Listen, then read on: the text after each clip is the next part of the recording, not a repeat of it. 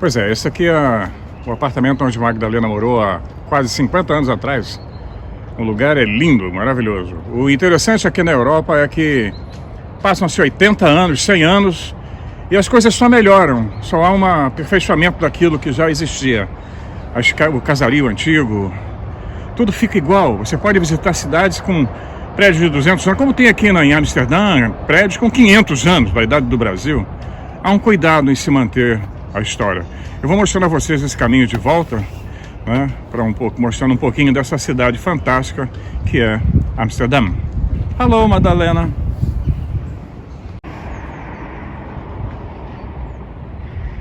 Pois é, estamos fazendo a nossa caminhada matinal.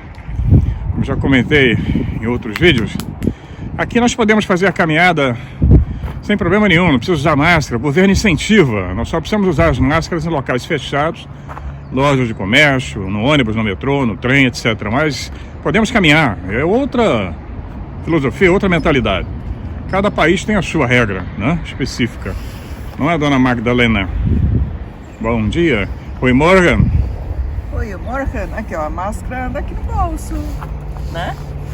Tudo bem com vocês? Bom dia, tá um dia lindo, maravilhoso, temperatura super agradável, acho que tá 10 graus. E estamos bem, graças a Deus, muito obrigada. Um beijo, um abraço a todos vocês, tudo de bom. Beijo no coração.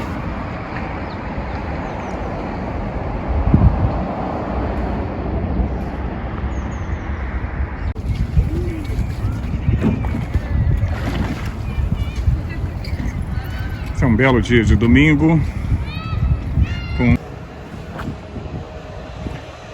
As casinhas são fantásticas, né? É uma arquitetura incrível. E a maioria dos apartamentos aqui, como vocês podem ver lá do outro lado, são muito parecidos. É um estilo bem socialista. Os apartamentos, como que nós moramos, são apartamentos que têm 200 anos.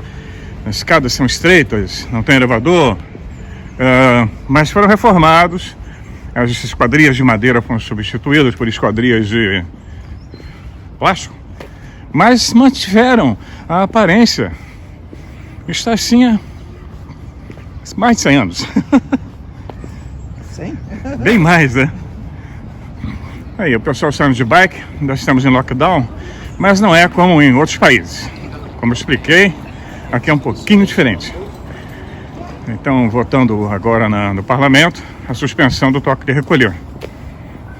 Nós esperamos que tudo isso acabe o mais rápido possível.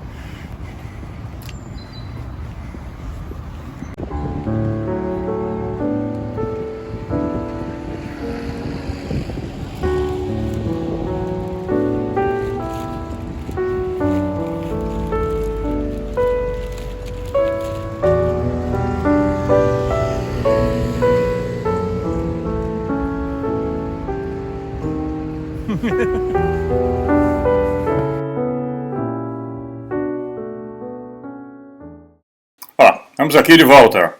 Vamos continuar com aquele papo, meio papo de maluco, mas todo fólogo é doido mesmo. Eu gosto dos doidos, sempre vi entre eles. Brincadeira. Mas vamos continuar a falar sobre o Nick Redfern, a entrevista que ele teve com o agente Duke, da antiga Elite Collins. Esse assunto é extenso, eu vou fazer vários vídeos, mas vou entremeando com outros assuntos para que não fique um assunto só, uma coisa só. Eu sempre mostro no início dos vídeos, ou no final, algumas paisagens. No Canadá eu fazia isso, estou fazendo aqui na Holanda também, em Amsterdã, nós tivemos em Leiden, fiz alguns vídeos lá. Às vezes entre um take e outro eu levo 2, 3 dias. Na gravação de um vídeo eu levo às vezes uma semana. Por isso que às vezes tem diferenças de luz, iluminação, roupa, etc. Nós estamos morando ainda, já é o segundo endereço desde que eu cheguei na Holanda, vamos para um terceiro. A iluminação nem sempre é muito boa e não dá para comprar luminária, não tem aonde comprar. Minhas luminárias estão embarcadas vindo de navio, não existem muitos navios fazendo transporte de carga, de containers, né? Tem muita tripulação parada, a coisa ainda continua muito complicada. Mas é isso aí. Eu quero dizer, lá no final do vídeo eu coloquei uma foto sobre a Força Aérea Indiana, O lema da Força Aérea Indiana tem a ver com o que nós vamos comentar mais à frente. Toque o céu com glória. É o lema da Força Aérea Indiana. Esse lema foi tirado do verso 24, capítulo 11 do Bhagavad Gita. Pois é, de um épico hindu. Tá lá. Então, quando eu falo lá no final do vídeo, eu vou comentar sobre os hindus, sobre os Vedas, e para eles falar em ET não tem problema nenhum. E sobre essa história das 3 naves chegando em Marte agora. É possível que nós tenhamos novidades. E tudo aquilo que os ufólogos e os conspiranoicos falavam vai acontecer. Quer dizer, está acontecendo, né? Então já vamos continuar. Um abraço. Até já.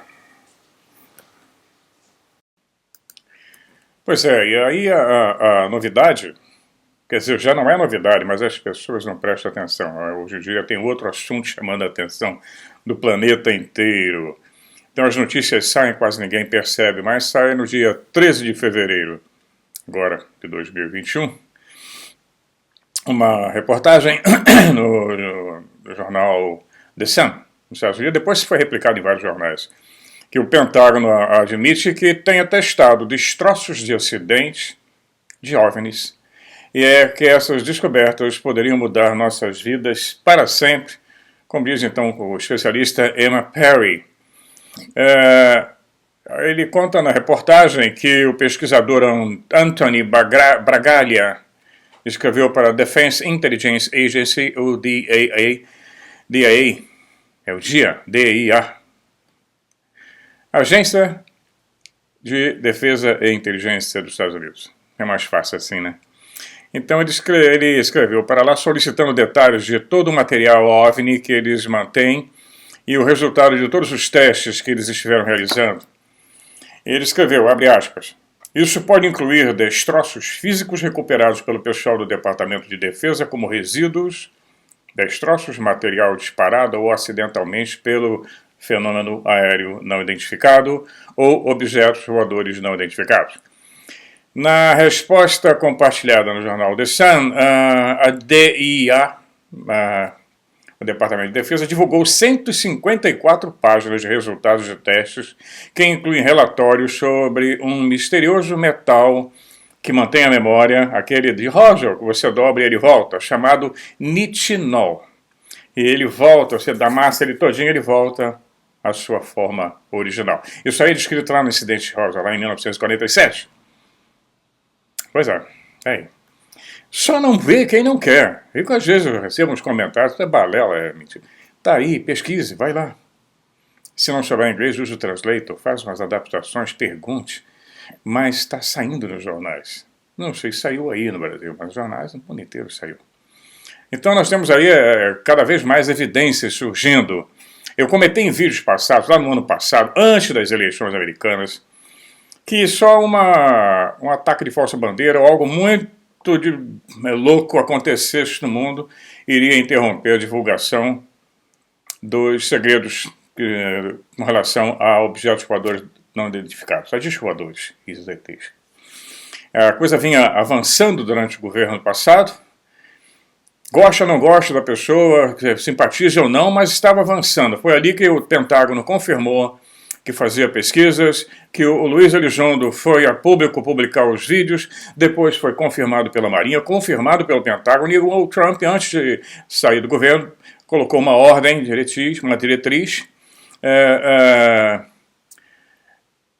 pedindo que em 180 dias o Senado teria que apresentar respostas, né, sobre essa pesquisa e sobre esse fenômeno, ia consultar as autoridades competentes, os departamentos de defesa, eles teriam 180 dias para fornecer ao Senado americano explicações sobre tudo isso, né? Nós já temos comentado muitos vídeos. Se vai acontecer, não sabemos. Tudo mudou, como eu tinha comentado. Eles não iam entregar faixas de segredo. Mas, quem sabe, não é? Nós estamos vendo que chegaram 3 naves em Marte. Uma árabe, dos Emirados Árabes Unidos, subiu com o foguete japonês. Nós temos uma americana, não é? E a chinesa. Quem é que vai abrir o bico primeiro? Quando eles chegarem lá, descobrirem que tem um oxigênio, já se sabe que tem água salgada, já se sabe que tem água doce, que tem gelo. É questão de uma semana, 2 semanas, 3, ou de alguns meses até algum deles ir correndo à frente, porque quem divulgar isso vai ter o privilégio, a primazia de ter dado esse passo que vai mudar toda a nossa história. E quem chegar primeiro também vai dominar a tecnologia que possivelmente está jogada lá, ou a história, ou vai esconder tudo. Ou fazem um acordo de cavaleiros e vão manter tudo isso em segredo mais um tempo. Até quando? Tem mais gente nessa corrida espacial. Nós temos a Índia, temos Israel. A Índia não tem problema nenhum com ETs, nem com discos voadores, eles falam o tempo todo sobre isso, a história da Índia é repleta disso, e lá o hinduísmo não vetou, nem queimou, nem proibiu. Quando você conversar com o hindu, ele vai falar sobre as viagens espaciais, sobre satélites, sobre dimensões paralelas, sobre tudo isso que já está ali embutido no hinduísmo. Nós vamos fazer vídeos depois sobre os Vedas para mostrar. E os livros dos Vedas, o Mahabharata, esses livros que contam todo o épico dessa história ancestral indiana, foram traduzidos no século XIX, desculpem, 1850, por aí, quer dizer, nem avião existia, então não tinha influência nenhuma de foguetes, de aviões a jato, de naves espaciais, nada disso.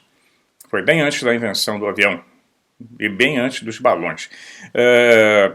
Então nós vemos que a coisa está caminhando no meio dessa loucura que o planeta está virando de cabeça, foi virado de cabeça para baixo. Tudo isso está acontecendo. Então, como eu falei, o jornal, o pesquisador recebeu 154 páginas de resultado de teste. Ele disse que foi o Bragalha, ele disse que foi uma admissão surpreendente do governo dos Estados Unidos. Os documentos revelam que alguns dos destroços recuperados possuem capacidades extraordinárias, incluindo o potencial de tornar as coisas invisíveis ou mesmo diminuir a velocidade da luz. Olha só, que loucura! E aí tem as fotografias, as xerox de toda essa documentação. Eu vou colocar algumas aí no vídeo, mas é impossível. 154 páginas. Eu já comentei que quem quiser pesquisar é livre. Por enquanto você pode fazer o pedido lá ao governo americano, ao departamento competente, tem que saber perguntar, tem que saber que departamento você está enviando a sua pergunta, que é igual ao computador. Se perguntar errado, ele não responde. Não temos nada sobre isso. Tem que saber perguntar. Tem que saber o caminho das pedras. Ele disse ao jornal que o Pentágono admitiu ter mantido e testado detritos anômalos de OVNIs. Eles puderam aprender alguma coisa sobre os materiais de construção, que são extremamente promissores, como materiais futuros que vão mudar as nossas vidas para sempre. Ele disse que fez o primeiro pedido em 2017, que levou 3 anos para ser atendido. Depois que foi revelado que o Pentágono estava estudando os OVNIs sob o Programa de Identificação Avançada de Ameaças Aeroespaciais, o tal do AATIP, que Luiz Elizondo trabalhou. E trabalhou em comum acordo com Ronald Bigelow, que é aquele milionário que está também, que tem trabalha junto com o Departamento de Defesa e tem um módulo lá na Estação Espacial, a empresa dele constrói módulos infláveis, e também foi quem comprou o rancho Skinwalker. Toda essa turma é conectada. Nós estamos vendo um jogo e os personagens estão aí na nossa frente, jogando. E todos eles se comunicam. Então, ele disse que os restos OVNIs, dessas naves, estavam sendo analisados por empresas privadas que trabalham com departamentos de defesa, como a do Ronald Bigelow, como entre outras empresas que nós não conhecemos, que estão trabalhando lá, quietinhos, trabalhando na pesquisa. Isso já caiu na mão das Big Techs, das grandes empresas, das grandes corporações de tecnologia. Isso já ultrapassou o nível governamental. Então, ele disse que o pedido dele foi feito baseado na Lei da Liberdade de Informação, FOIA, F-O-I-A, Freedom of Information Act. Isso é bem antigo. Isso é lá do tempo do Reagan. Então, que já foi criada essa lei, mas aos pouquinhos eles sempre negavam, mandavam os documentos errados, mandavam documentos com tarja preta, você não conseguia ver nada, mas aos poucos, já no governo Trump, milhões de documentos foram liberados. Aí tem que ter tempo e ter condições financeiras, porque você não precisa trabalhar para poder pesquisar, ou você ganha com isso, como alguns escritores, alguns pesquisadores profissionais. Mas está lá, né? Ele diz que boa parte desse material pode ter vindo do notório acidente de Roswell em 1947, no qual um OVNI caiu no Novo México. Nós estamos conversando lá, né, sobre o Carson, sobre o Ron Hubbard, aquela turma que tem começado. Eu abri essa introdução do vídeo para que vocês tenham conhecimento como tudo está interligado. É claro que não houve só um Roswell. Os Estados Unidos têm uma força delta especial para recuperar destroços em qualquer parte do planeta. A Rússia também tem. É possivelmente os chineses também.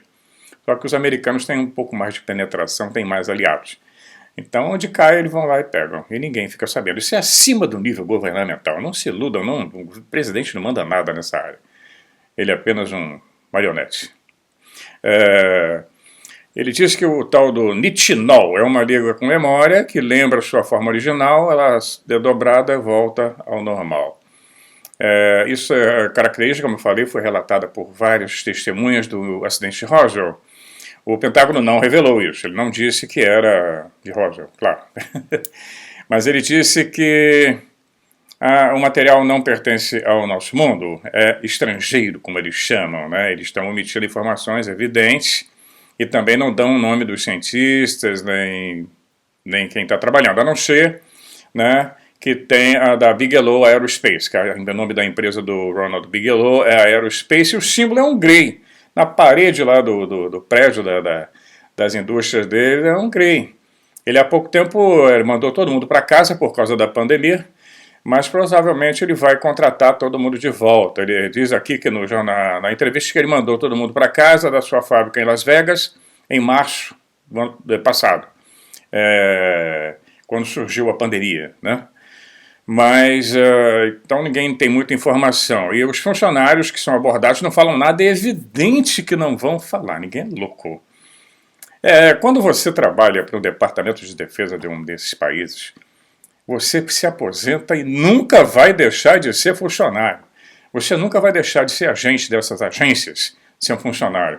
E você tem protocolos que você assina, tem contratos, e você não é louco de falar mais do que é permitido. Quando algum deles vai falar, é porque pode falar até um certo ponto. Eu tenho repetido isso várias vezes. Mas quem trabalhou uma vez para uma dessas agências nunca mais vai deixar de pertencer a ela. Você pode ficar em casa, numa boa, daqui a pouco chega um telefonema, um aviso, e você tem que viajar para algum lugar que não quer, tem que sair rapidamente para ir fazer uma missão qualquer, que seja de observação, de relatos, etc.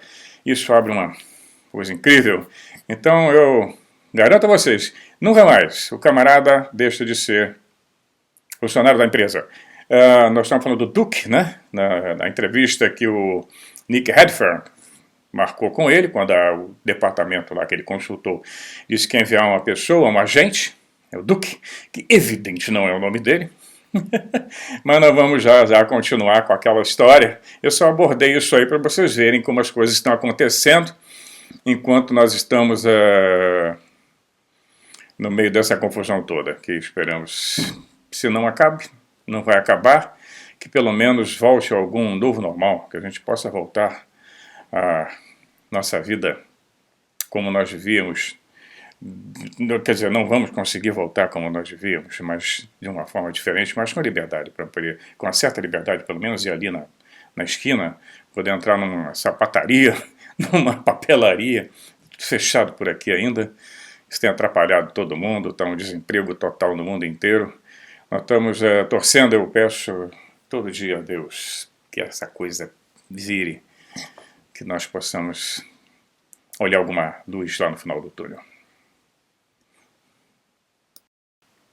Pois é, nós tínhamos visto no vídeo passado, no vídeo anterior, que o seu Duke havia marcado um encontro com o Nick Redfern. E eles foram para o restaurante, se encontraram lá, e ele ficou espantado porque face a face com o Duke, ele viu que era uma pessoa idosa, ele tinha 86 anos na época. Então ficou empolgado, porque provavelmente o agente Duke seria um dos últimos elementos da Elite Collins, aquela equipe lá que trabalhou lá atrás há muito tempo, né, na investigação desses fenômenos anômalos, nos fenômenos interdimensionais, nesses portais, nas figuras demoníacas. Então, ele diz que ele havia trabalhado por vários anos para a CIA, né? E que quando eu perguntei se o nome dele era Duque de verdade, ele falou, essa semana é. Então, é o que eu comentei, não tem como você conseguir muita informação dessas pessoas. Eles sempre vão viver num mundo de segredos. Durante horas ele falou sobre o que Jack Pearson tinha realizado, das pesquisas, do trabalho que ele fez junto com o laboratório de jato propulsão, de uma infinidade de trabalhos ligados ao Departamento de Defesa, da lealdade dele para com o sistema americano, e ele trabalhou também para Israel, teve uma ligação muito estreita com Israel. Foi investigado a amizade dele com Aleister Crowley, né, aquele bruxão, e o Ron Hubbard da Cientologia também, todos eles interligados. Ele disse que essas investigações nunca teriam acontecido se não fosse pela Elite Collins, né? A Elite Collins foi criada em função disso, né? Mas também as investigações depois continuaram. Então eles continuaram a falar sobre essa suposta intervenção demoníaca. Demoníaca é uma visão religiosa, não dá para qualificar como demônio, porque a palavra demônio nem representa algo ruim, é igual Lúcifer, que o pessoal chama de demônio, né? Lúcifer, aquele que trouxe a luz. Lúcifer, em holandês, na língua holandesa, é fósforo. Então, é só uma questão de semântica. São seres que vêm de uma outra dimensão que nós não conhecemos muito bem. E que tem uma outra moral, tem um outro comportamento, tem um outro tudo. É de um outro mundo, é de um outro universo. Tudo completamente diferente. É claro que tem alguns deles, são classificações, categorias, hierarquias, tronos, poderes, como dizia Paulo na Bíblia. Né? Ele não tinha uma palavra para interdimensional nem ET, ele chamava de tronos, poderes, potestades, reinos. Então tem uma turma que incomoda, que vem aqui apenas para sugar a parte energética, a parte material, usar o que eles precisam e voltarem para a dimensão deles. E nem podem ficar aqui muito tempo, porque se pudessem já teriam dominado tudo. Ou às vezes nem interessa dominar.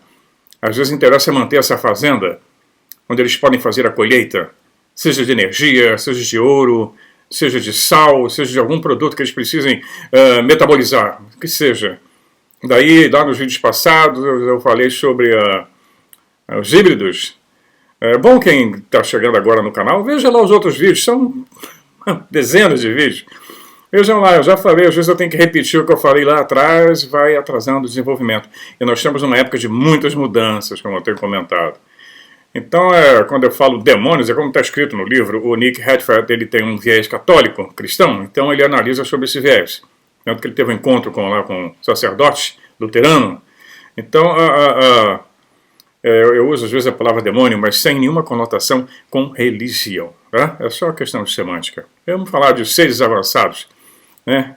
Então, não fazer para evitar blá blá blá, né? Então, todo mundo fica, mas você está falando demônio, não, demônio quer dizer nada, né? Nem demônio, diabo, no hebraico, Satã, Satanás, por exemplo, Satã, Shaitan é obstáculo, ou aquele que contesta, ou é o opositor, não tem nada a ver com um cara chifrudo, com asas de couro, nada disso. Bom, então, continuando o relato do Nick Hadford, ele diz que o agente Duque colocou na frente dele como se fosse um gênio da lâmpada realizando os desejos, uma pilha de papéis a respeito das investigações, né? Ele dizia que todos aqueles papéis teriam sido conseguidos de uma forma legal, com a lei de liberdade de informação. O Nick Hadford não acreditou muito, muita coisa ali parecia que tinha sido pega mesmo sem ter sido pedido. Mas nessa área, o jogo é livre. O fato é que ele ficou espantado com o que foi apresentado. Eu tirei três cópias de algumas xerox, porque quem quiser entrar mais em detalhes teria que ler o livro dele. O livro é muito extenso. Eu estou fazendo aqui um resumo da história e colocando uns enxertos porque é o assunto do momento. Um seguidor do canal perguntou por que todo mundo agora está falando interdimensional, essa história de demônio, está na moda. A situação está complicada no mundo inteiro, então as pessoas ficam apavoradas de certa forma.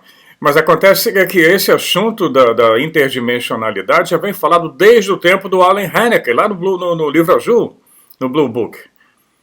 Isso já é falado desde a década de 50. O Jacques Vallée já escreveu vários livros sobre o assunto. Jacques Vallée foi consultor oficial da NASA. Ele fez a cartografia do planeta Marte, ajudou até a fazer um atlas do planeta Marte. O Jacques Vallée, que conhecia o Allen Hynek, eles já falavam sobre essa possibilidade, que ele achava, inclusive, que seria muito mais interessante, muito mais, eu acho que mais assustadora, mas ele dizia que esses fenômenos não se comportavam como fenômenos interplanetários, de ETs vindo de uma nave para visitar o planeta Terra ou explorar. Não. A coisa era bem diferente. Então, mas a grande maioria dos ufólogos no mundo inteiro, no Brasil, ainda continuam até hoje, se prenderam na coisa do disco físico, de parafuso ou rebite, feito de uma liga metálica, etc, etc. Se prenderam nessa ufologia tradicional de fotografias, de filmes, e acreditando que eram visitantes de Orion, de Arcturus, de, sei lá, tem tanta uma loucura na rede. Se prenderam nisso, depois viram que isso não andava. Se prenderam e começaram, como eu já comentei, repetir as mesmas histórias sem colocar nada de novo, porque nada acontecia. Se dizia que a ufologia tinha morrido. Porque se prenderam, ainda tem alguns canais que estão insistindo nessa área, quando tudo está dizendo, a própria declaração do Luiz Elizondo, de que a turma não se comporta de uma forma que nós conhecemos. Dos relatos que apareceram em todas as televisões americanas, a entrevista com os ex-pilotos, todos eles já estão reformados, que fizeram aqueles filmes que foram liberados, são centenas de filmes, liberaram 3. Então, a ufologia já fala nisso. A ufologia tem a ufolatria, tem a ufologia convencional, que é essa que fica fazendo vigília, etc., e fotografando luzinhas, e nada mudou. Não apareceu ainda o tal do disco, não apareceu ainda o tal do ET, né? É tudo um relato bem disfarçado, escondido, sem prova material. Agora nós temos governos falando sobre isso. Oficialmente, quem quiser que pesquise lá, vá olhar. Está tudo ali, tem milhões de documentos liberados. E eles dizem nos jornais que são provavelmente de uma outra dimensão, mas ninguém presta atenção. Não, tem que ser a nave vulcana descendo em pleno jardim da Casa Branca. Não, não é nada disso. Se fosse, já teria acontecido. Quando eu falei lá nos primeiros vídeos sobre o Charles Sforz, quando ele lá no 1920, que ele dizia que alguém tinha ocupado o lugar, que a Terra já teve vários donos, várias intervenções alienígenas de várias raças, em vários lugares, toda aquela turma que fez a história dos Sumérios, os Anunnakis, né? A história do Japão, da China, dos Polinésios, os deuses que vieram do céu, dos Katshinas, dos índios Hopis, as naves, os escudos voadores que vieram, ensinaram a eles técnicas, o próprio Beto Gororotti aí no Brasil, entre os Carapós, que também veio, desceu na Serra de Putocati, os hindus, com os Vedas, contando histórias incríveis das guerras entre eles. Essa turma toda se mandou, ninguém sabe por quê. Deu linha. A maioria dizendo que um dia ia voltar. Se essa disputa acabou, se a posse da terra foi negociada, foi conquistada ou foi tomada, não sabemos. O fato é que essa turma foi embora. Os últimos Anunnaki, segundo o Zecharia Sitchin, deixam o nosso planeta por volta de 500, 550 a.C. A maioria já tinha se transferido para os Andes, aí na América do Sul, e daí eles sumiram. E o dos Vedas? Shiva, aquela turma toda, tinha ido muito antes. Por que cidades inteiras foram abandonadas, estão enterradas na selva até hoje? Cada dia se descobrem mais. Na Tailândia, por exemplo, no Laos, no Camboja, no Vietnã, na Indonésia, a pirâmide que descobriram agora, cada vez se descobrem mais cidades enterradas. O próprio Göbekli Tepe, lá na Turquia, onde hoje é a Turquia, as pessoas, os cientistas estão assim intrigados. Aquilo levou a nossa história muito lá para trás. Ali foi toda aquela estrutura que eles dizem que é um tempo, foi enterrada. Eles simplesmente enterraram. E foram embora. Alguma tecnologia ficou, continuou sendo usada, até que não tinha mais a fonte de energia para fazer a tecnologia funcionar. No corte de pedras, principalmente. Então se copiava muito daquilo das histórias que os deuses usavam. Eles copiavam tecnologia que os deuses usavam, mas se copiavam na pedra, aquilo não funcionava mais. Como a cruz, a Ankh, né? A cruz sagrada egípcia, Vyaja, aquela arma poderosa que os hindus usavam, que os deuses hindus usavam. As guerras, então, isso tudo acabou. Alguém tomou conta aqui do quintal. E é sobre isso que nós estamos falando, é sobre isso que as autoridades estão preocupadas, é sobre isso que elas querem fazer contato. Quem fizer primeiro e fizer um acordo vai pegar uma tecnologia. Mas eles são enganosos. Eles nunca contam a verdade.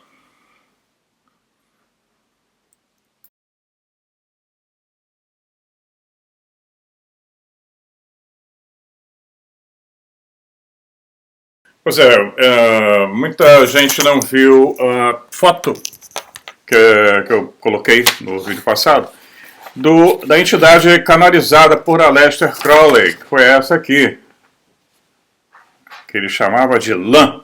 Agora você imagina, isso naquela época não se falava em Grey ainda, abertamente, como se fala, esse foi o elemento canalizado, tá vendo aí, ó, de uma outra dimensão. E o interessante é que botei uma foto aí da nave Perseverance, que chegou agora em Marte, que aterrissou, que vai lançar um helicóptero, né? As fotografias que eles mandaram até agora são uma porcaria, né? Eles botam com baixíssima definição.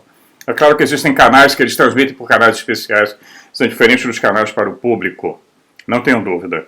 E aparece lá junto do símbolo da JPL, Laboratório de Propulsão a Jato, criado por Jack Parsons, que nós estamos falando, aparece esse símbolo bem ao lado. Vocês vão ver ali na foto. Coincidência, né? Coincidência demais para serem simples coincidências. Essa tabuleta foi achada lá na Suméria, na região do Iraque. É um mapa celestial. Está no livro do Zecharia Sitchin, o 12º planeta. Dê uma olhada lá.